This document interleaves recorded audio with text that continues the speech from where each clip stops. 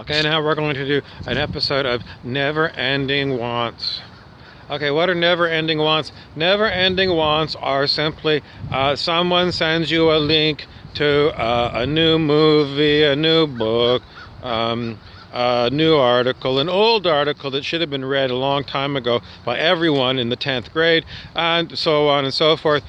Who's that person? Usually is me. And they don't want to really tell too many people that a lot of times I get frustrated. It's given to me to be frustrated because quite often my links and things that I send to people don't seem to get seen because it seems like a lot of people have deactivated Facebook Messenger. And I don't want to tell you, but generally speaking, we often wonder if anybody ever goes back to it. And we'll see these old, no one knows. It's too many things. But I just got to tell you that sometimes we think, rather than sending these things to these people, we could be like going out and having a Mai Tai. So, generally speaking, we're requesting the universe remove people from our contact list who no longer want to subscribe to us. And then they can live in their own separate reality and not interfere with me ever again. This is the idea of the harvest. And Sananda, the Ascended Master, talked about the harvest time. The first time that I went to one of these seances with Sananda, we would say Sananda explained what he was. And first, I went home right away and Googled Sananda, and lo and behold, it came up, Sananda is another word for Satan. And then oh my God. Anyway, I did go to the channeling, and Sananda was very interesting. Anyway, he talked about it's harvest time in the first talk that he gave. And he then kind of, I don't know how we ever got the whole idea, but I went many times to Sananda channelings, many times, let's say more than 20 times. And we were going to say, is that right?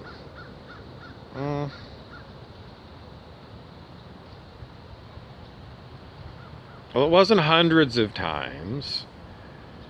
It was more than, yeah, probably between 10 and 20 times I probably went and sat for, Sananda talked or whatever for a session. And the whole night would be like 2.5 hours. So, harvest time is, Sananda never mentioned Law of One,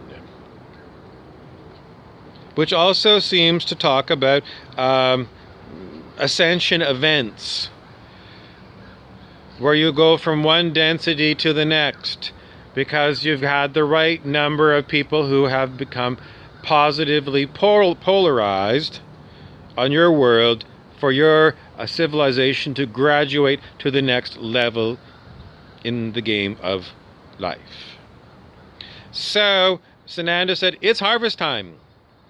Very first things that he passed on to me. So what does it mean for me to know it's harvest time? Well, when I'm talking to people who are into this idea of like a great rapture of the whole of all of humanity all at one time, a great solar flash that David Wilcock has talked about, the sun goes supernova, but it's not the same as a supernova that destroys the earth. It's a supernova of love. Then it's going to hit everybody, the great event, the event is happening, and so if I want to talk to those kind of people that are into that particular theory, then at least I understand what they're talking about. But Sananda would say, well, maybe you get a big harvest of 100%, or maybe you get a harvest of 2.5%.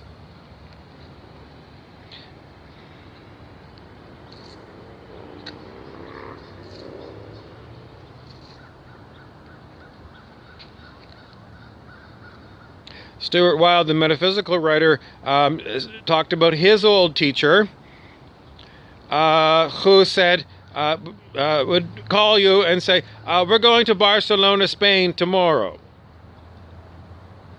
The day after tomorrow, I'm having a private seminar, private group. And I'll make up a date. We're going to call it May the 9th in Barcelona at the Hotel Barcelona. And you must be in the room before 9 a.m. local time. And so Stuart Weld explained that this went on and on and on.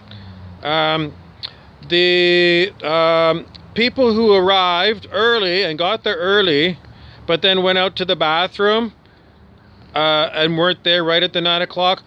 Sorry, you're not in the room. I know, but I just had to go pee. Sorry, this is the time you had to be here at 9. You're not in the room. Therefore, I'm sorry how much money you spent to get here for this thing. You're not in. So Mr. Weld said this whittled down the number of would-be harvestable people. No, not necessarily. I mean, some of those people are going to realize that circumstances just played out that way that I wasn't one that got in there. And it was always supposed to be a challenge for me to overcome my weakness at that moment when I couldn't do the job.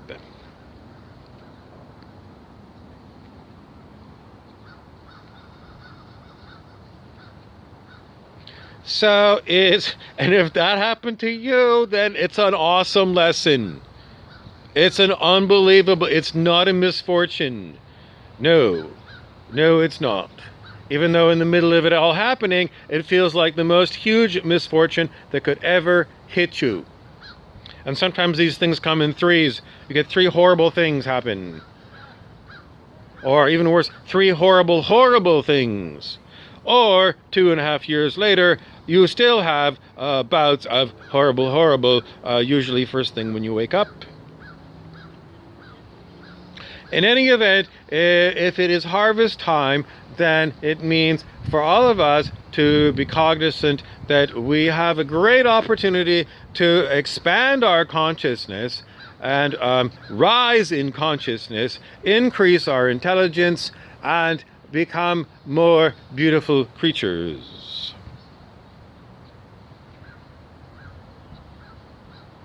Simply by stating, this is something I'm going to mark down as I heard about it. And then what you do from there is, well, you could set an intention. You could say, and really mean it, I really want to go on the path of the most perfect enlightenment experiences for moi.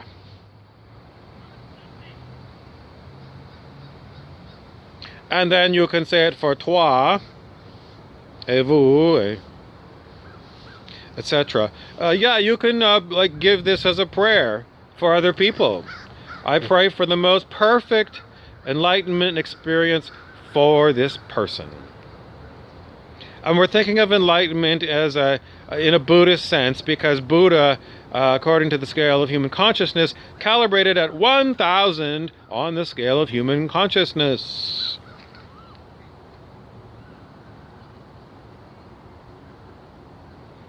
So seek the Buddha within, and you are part of the helping of planet Earth. The planet spiritual name is Gaia or Nova Gaia, and we are here to help her. So anything we can do to be service to others, that's the other. Gaia is the service to other. So in the law of one, she's a person. Because all of us, we're still people, but she gets credit to be a person. And she has, she's an enormous physical being, and you're living here as a guest of her, because if she wasn't here, then how could you live here? So you're here to hurt her, then you are on a wrong path. If you are cutting down old growth forests,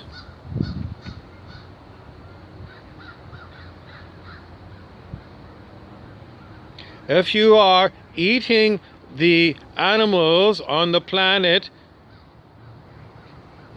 if you are not able to figure out how many other ways you can be helpful to the planet, then pretty much you want to say, I'm pretty much admit that I admit it. I am pretty much a dumb bunny. And I pretty much know that there are horrible environmental problems on planet Earth. And there are horrible people who have got horrible things that they want to do with me. Control freaks. And I do not wish to be... Anyways, your complaints keep going on about the things that drive you crazy.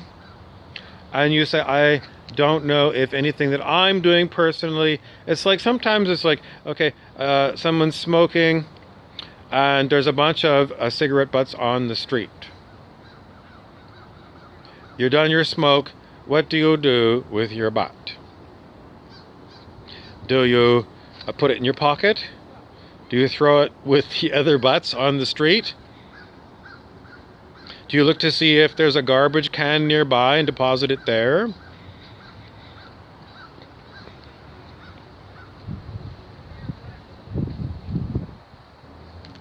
Or do you watch what your body does? Watch what happens. Be the silent witness inside of yourself, simply aware, and, say to your feet, walk feet, and then see where your feet take you. And being the silent observer and seeing what the body does with its cigarette butt. Does it throw it? Does it go look for a can to throw it into, etc.? And as a silent witness, then it's like you watching a movie. And if it's a gritty New York cop kind of scene in an alleyway with lots of bright lights, and it's all been like wetted down with rain or artificial rain, and then they give you this scene and there's somebody there who's smoking a cigarette and they throw it in the alley down. Now, you might judge that person for doing that if you're thinking just about that person, or a good person or a bad person. But as far as the movie story goes, that person had to do that in the movie story, because it made it look realistic. This is what people do in a gritty New York alleyway. They're done their cigarette, they throw it down onto the ground. Because that's the way that the story is told. It's like, a classic story of Treasure Island.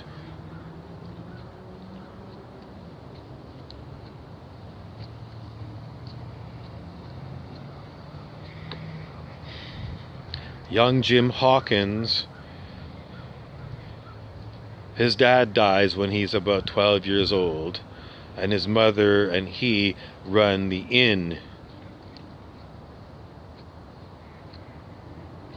It's horrible for Jim Hawkins to lose his father at age 12. But as far as the story of Treasure Island goes, that's in there for a reason.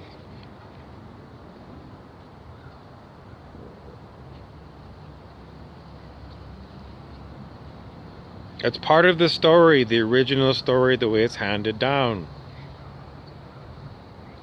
So if you let go of control of your body, and you're the silent witness inside, if your body decides to do whatever it does, in your personal mind, you have to note that that's what the body did. It was given to do that by the is. What is? The great spiritual poobah of all, the creator. So, if your mind is giving you guilty feelings because, you threw that thing down and you should have just put it in your pocket, you have to remind the mind that this is a movie. It's a movie of your particular body in this world. And you say, maybe you might have your mind say to your mind, we could go back and pick up all those butts now or whatever, you could walk away. But generally speaking, you don't really have to, you don't want to project too much guilty feelings at your awareness here, because it means that you haven't learned. The awareness itself is a choiceless awareness. It's simply aware of whatever it gets from the Creator. And if the Creator so says that, you're going to throw a butt out of a second-story window in a bar in Minneapolis, Minnesota, and the butt goes out the window and goes down, and it happens to land on the hat of a cop who storms into the bar, goes to look to see who threw the cigarette butt that hit him on the head out the window, and now we've got a fantastic story to tell many years later. So judgment comes up here. Judging people's actions and not understanding that it's part of the story. So you have to remember, it's the story of your life, and it's a human story. And people die. So, nevertheless, you are the silent witness in the middle of this body, watching the movie of this particular human body and mind go through a lifetime and see what happens.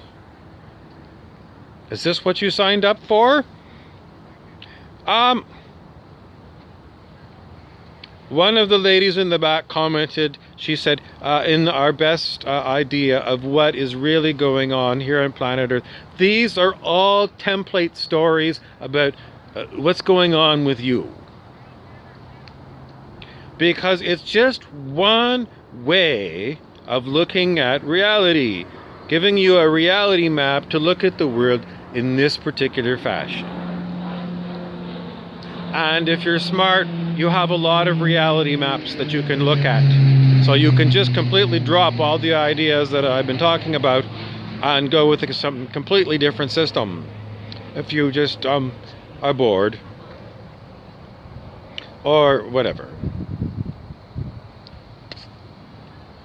Sometimes you just get antsy and you just want to learn something new, and sometimes you feel like it's TMI. TMI is too much information. I am on information overload. I can't even stand to be here with the lights on right now. I need total silence, quiet, and a nice warm place to curl up with my favorite pet.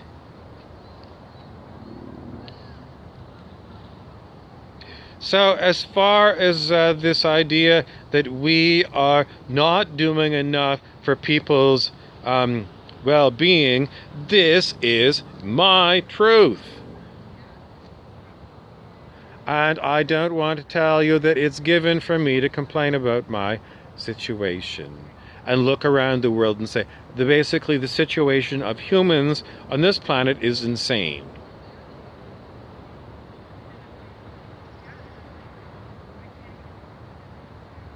And the way that we fix it should be a form of a gift economy, where people are gifted. It sounds like communism. No, it doesn't. Communism was not what a gift economy is. It's not barter. It's not energy exchange. It is surrendering one's ego, which is short for edging out God. One can never really surrender their personality. You're still going to be you with your personality. Will you be boring and religious going to church every morning? No. You might end up in a whorehouse and really laugh your ass off while you're enjoying the fruits of your...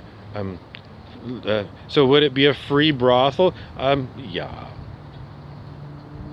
Yeah, it might be a clothing optional place.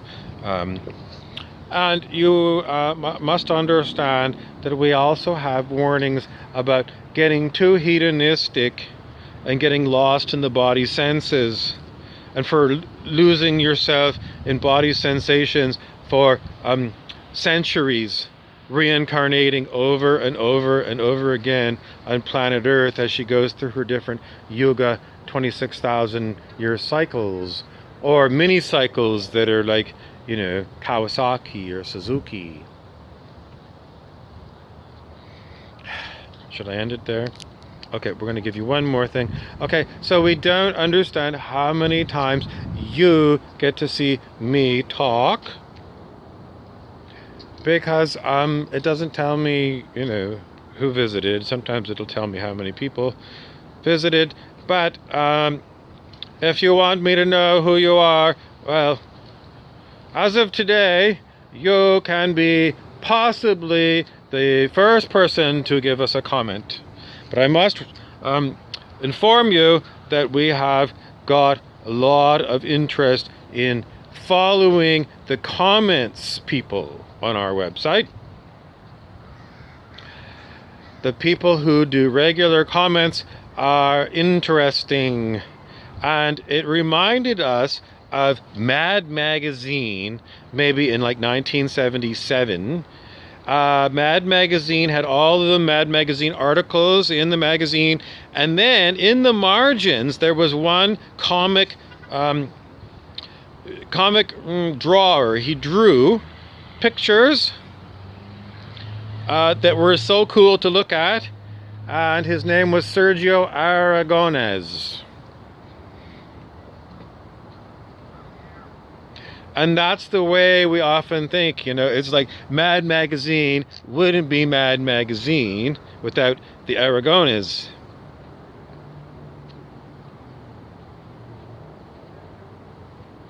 So we encourage you to leave your comments, because I'm sure that each of the ones that like to look at comments and are leaving comments are interested in other people's comments.